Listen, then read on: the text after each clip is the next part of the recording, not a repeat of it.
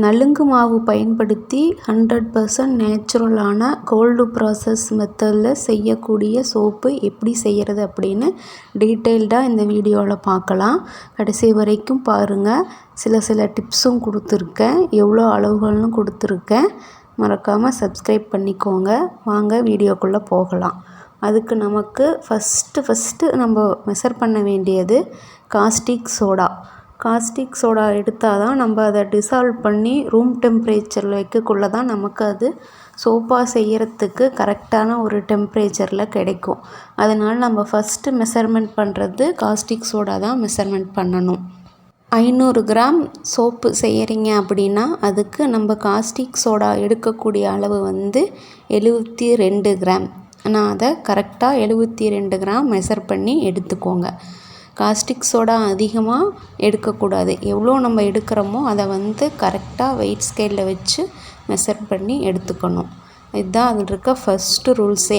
தண்ணியும் அதிகமாக எடுத்துக்கக்கூடாது, காஸ்டிக் சோடாவும் அதிகமாக எடுத்துக்கூடாது, எண்ணெயும் அதிகமாக எடுத்துக்கூடாது. எவ்வளோ அளவு எடுக்கிறீங்களோ அதோடைய மெஷர்மெண்ட் கரெக்டாக இருக்கணும். அப்போ தான் உங்களுக்கு சோப் பர்ஃபெக்டாக கிடைக்கும். இப்போ நார்மல் ஸ்கின்னுக்கு தான் நம்ம இந்த சோப்பு செய்கிறோம். அதனால் நான் ஃபார்முலேட் பண்ணபடி நார்மல் ஸ்கின்னுக்கு 5 வகையான ஆயில்ஸ் சூஸ் பண்ணியிருக்கேன். Coconut oil, palm oil, castor oil, rice brand oil, sunflower oil.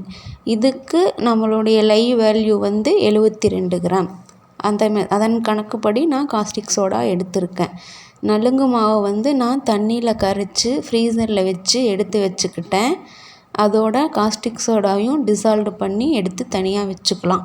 அப்போ தான் அது நல்லா கரைஞ்சால் தான் நமக்கு அந்த பார்ட்டிக்கல்லாம் சோப்பில் நமக்கு இரிட்டேட் பண்ணாத பிப்பு, அரிப்பு அந்த மாதிரிலாம் வராது இருக்கிறதுக்கு நம்ம இந்த காஸ்டிக் சோடாவை நல்லா கரைக்கணும். அதுதான் ஃபஸ்ட்டு நம்ம மெத்தடே இந்த சோப்பு செய்கிறதில்ல. இப்போ இது நல்லா கரையட்டும். நம்ம இதை ஒரு பக்கமாக எடுத்து வச்சுக்குவோம். அடுத்ததாக ஆயில்ஸ் மெஷர் பண்ணி நம்ம எடுத்துக்கலாம். என்னென்ன ஆயில் எடுத்திருக்கேன் அப்படிங்கிறத தெளிவாக ஒவ்வொரு ஆயிலும் ஊற்றக்குள்ளே சொல்கிறேன். இப்போ நான் எடுத்திருக்க ஆயில் என்னன்னு பார்த்தீங்கன்னா 5 வகையான ஆயில்ஸ் எடுத்திருக்கேன். அதில் ஸ்டெப் பை ஸ்டெப்பாக ஒவ்வொரு ஆயிலாக நம்ம ஆட் பண்ணிக்கலாம். இப்போ நான் கேஸ்டர் ஆயில் எடுத்துக்கிறேன். அது எவ்வளோன்னா 50 கிராம். நான் 500 கிராம் சோப்பு செய்கிறதுனால 50 கிராம் ஆட் பண்ணிக்கிறேன். ஒரு 1 கிராம் 2 கிராம் எக்ஸ்ட்ரா ஆட் பண்ணால் ஒன்றும் பிரச்சனை இல்லை. சாஃப்ட் ஆயில்ஸ், ஹார்ட் ஆயில்ஸ்னு 2 ஆயில்ஸ் இருக்குல்ல, அதில் palm oil hard oil, coconut oil hard oil. இதில் அடுத்தது நான் ஆட் பண்ணுறது சன்ஃப்ளவர் ஆயில். இது சாஃப்ட் ஆயில். இதுவும் 50 கிராம் எடுத்துக்கிறேன். அடுத்தது ரைஸ் பிராண்ட் ஆயில், அதுவும் 50 கிராம் எடுத்துக்கிறேன். இது 3மே நமக்கு சாஃப்ட் ஆயில்ஸு. ஹார்ட் ஆயில்ஸ் 2 ஆயில்ஸும் சாஃப்ட் ஆயில்ஸ் 3 ஆயில்ஸும் வச்சு நம்ம நார்மல் ஸ்கின்னுக்கு இது மெஷர் பண்ணியிருக்கோம். இப்போ நான் சூஸ் பண்ணியிருக்க ஆயில் பார்த்திங்கன்னா ஈஸியாக மார்க்கெட்டில் கிடைக்கக்கூடிய ஆயில் தான். அதனால் எல்லோருமே இதே ஃபார்முலாவை வச்சு யூஸ் பண்ணி சோப் செய்யலாம். பட்டர் யூஸ் பண்ணுவாங்க. நான் அந்த மாதிரி எந்த பட்டரும் யூஸ் பண்ணலை, வெறும் ஆயில்ஸே மட்டும் வச்சு செஞ்சுருக்கேன். இதுவும் நார்மல் ஸ்கின்னுக்கு சூட்டபிள் ஆகும். இப்போ அடுத்தது பாம் ஆயில் ஆட் பண்ணிக்கலாம். 200 கிராம் பாம் ஆயில் எடுத்திருக்கேன். இதில் என்ன ஒன்றுனா கோகனட் ஆயில் நான் பண்ணலை. முன்னாடி நாள் நைட்டே நலுங்கு மாவு இன்ஃப்யூஸ் பண்ணி நான் 150 கிராமுக்கு 10 கிராம் நலுங்கு மாவு போட்டு நான் ஊற வச்சுட்டேன். அது நல்லா அதில் இறங்கக்குள்ளே நமக்கு அதோடைய பெனிஃபிட் இன்னும் ரொம்ப நல்லா இருக்கும். அப்படிங்கிறதுனால நான் நைட்டே கோகனட் ஆயில் மட்டும் எடுத்து அது வச்சுக்கிட்டேன். இப்போது மீதி இருக்க ஆயில்ஸ் எல்லாமே நம்ம எடுத்துக்கலாம். பாம் ஆயில் 200 கிராம் எடுத்திருக்கோம். இப்போது இந்த ஆயில் எல்லாமே தனித்தனியாக செப்ரேட்டாக நிற்காத மாதிரி நம்ம மினி பிளெண்டர் போட்டு நல்லா பிளெண்ட் பண்ணிக்கலாம். அப்போ தான் அது நல்லா ஒன்றோட ஒன்று நல்லா மெர்ஜ் ஆகும். அதுக்காக நான் பிளெண்ட் பண்ணி எடுத்துக்கிறேன். அதுக்கப்புறமா நம்ம இன்ஃப்ளூயன்ஸ் பண்ணி வச்ச அந்த கோகனட் ஆயிலை இதோட ஆட் பண்ணி அதையும் நல்லா மிக்ஸ் பண்ணிக்கலாம். எந்த அளவுக்கு நல்லா மிக்ஸ் பண்ணுறீங்களோ அப்போ தான் உங்களுக்கு அது நல்லா ஷைனிங்காக சாஃப்டாக கிடைக்கும்.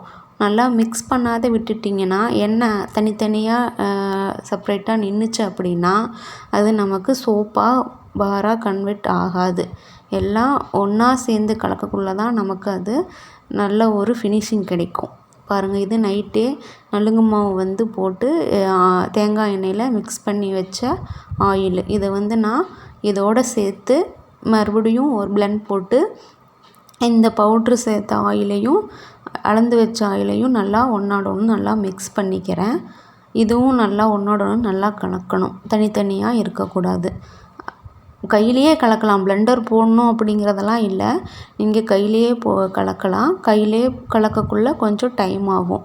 பிளெண்டர் போட்டிங்கன்னா கொஞ்சம் ஈஸியாக வேலை முடிஞ்சிடும், அவ்வளோதான். கையிலேயே ஒரு 20லேருந்து 30 நிமிஷம் வரைக்கும் ஒரே மெத்தடில் கலக்கிட்டே இருந்தீங்க அப்படின்னா அது நல்லா கலக்கிக்கும். அதுக்கப்புறம் நம்ம லெய் வந்து கரைச்சி வச்சுருக்கோம்ல, அந்த லெய்யை வந்து இதில் கொஞ்சம் கொஞ்சமாக ஆட் பண்ணி அதையும் கைவிடாத நம்ம கலக்கிட்டே இருந்தோம்னா நமக்கு அது சோப்பு கிடச்சிரும். இப்போ நான் லெய் வந்து கரைச்சி வச்சுருந்தேன் இல்லையா, அது ரூம் டெம்பரேச்சருக்கு வந்ததுக்கப்புறம் இதோட இந்த ஆயில்ஸோட ஒன்றா நல்லா சேர்ந்து நம்ம இதை கலக்கி எடுத்துக்கலாம். இந்த டைமில் வந்து நீங்கள் தண்ணியில் கரைச்சி வைக்காதையோ இல்லை ஆயில்லையும் கலந்து வைக்காதையோ இருந்தீங்கன்னா நலுங்கு மாவு, இப்போ வந்து பவுட்ரு வந்து நீங்கள் 15 கிராம் ஆட் பண்ணி கலக்கிக்கலாம். நான் தண்ணியிலையும் கரைச்சி வச்சுக்கிட்டேன், பவுட்ராகவும் எண்ணெயிலையும் யூஸ் பண்ணதுனால நான் பவுட்ரு ஆட் பண்ணலை. நீங்கள் வந்து இந்த டைமில் நீங்கள் எதுலையுமே கரைச்சி வைக்காத இருந்தீங்கன்னா இந்த டைமில் நீங்கள் பவுட்ரு ஆட் பண்ணி நல்லா பிளெண்ட் பண்ணிக்கிட்டே இருந்தீங்கன்னா அது ஒன்றோட ஒன்று நல்லா செட் ஆகிக்கும். இப்போ நான் லைன் விழுகுதான்னு பார்க்குறேன். எனக்கு லைன் வந்து லைட்டாக விழுகுது. இப்போ நான் என்ன பண்ணிக்கிறேன்னா எசென்ஷியல் ஆயிலும் ஃப்ராக்ரன்ஸ் ஆயில் இது ரெண்டுமே நம்ம இதில் ஆட் பண்ணிக்கலாம். இப்போ நான் எசென்ஷியல் ஆயிலும் ஃப்ராக்ரன்ஸும் மெஷர் பண்ணி எடுத்துக்கிறேன்.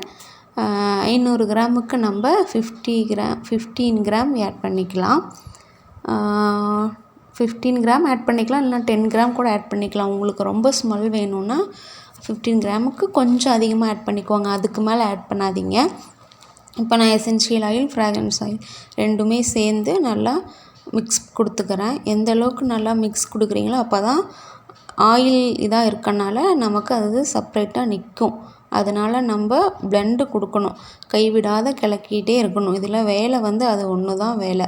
ஒரு 20லேருந்து 30 நிமிஷம் வரைக்கும் நீங்கள் கைவிடாத கிளறிக்கிட்டே இருக்கணும். அப்போ தான் வந்து அது நல்லா சஃபனிகேஷன் ஆகும்.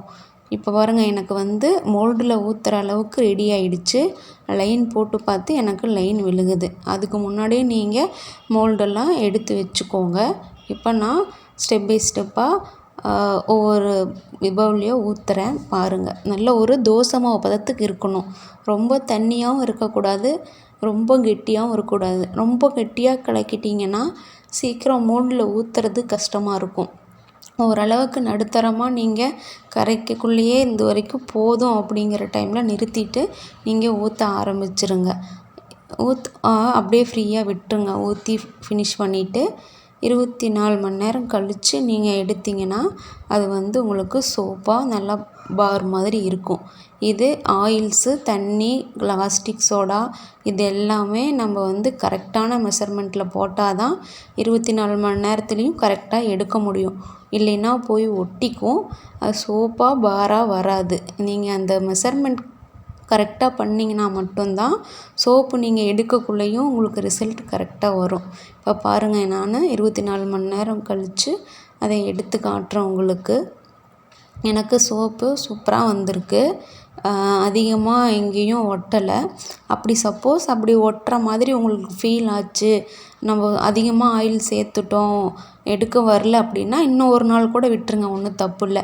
இதை மறுபடியும் நம்ம 42 நாள் 45 நாள் க்யூரிங்கில் வைக்கிறதுனால அது ஹார்டாகிக்கும். ஆனால் மோல்டுலேருந்து எடுக்கிறது 24 மணி நேரத்துக்குள்ளே எடுக்க முடியலன்னா இன்னும் ஒரு நாள் கழித்து கூட எடுத்துக்கலாம்.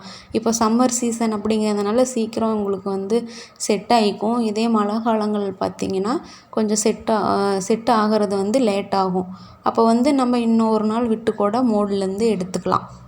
இப்போ எனக்கு இது சூப்பராக வந்திருக்கு. இதை வந்து நான் க்யூரிங் பீரியட் வச்சு நம்ம யூஸ் பண்ணிக்கலாம். pH டெஸ்ட்டு வச்சு பார்த்துட்டு க்யூரிங் பீரியட் முடிஞ்சதுக்கப்புறம் நம்ம பிஹெச் டெஸ்ட் வந்து வச்சு பார்த்துட்டு 7 to 8க்குள்ளே இருந்துச்சுன்னா நம்ம யூஸ் பண்ணிக்கலாம்.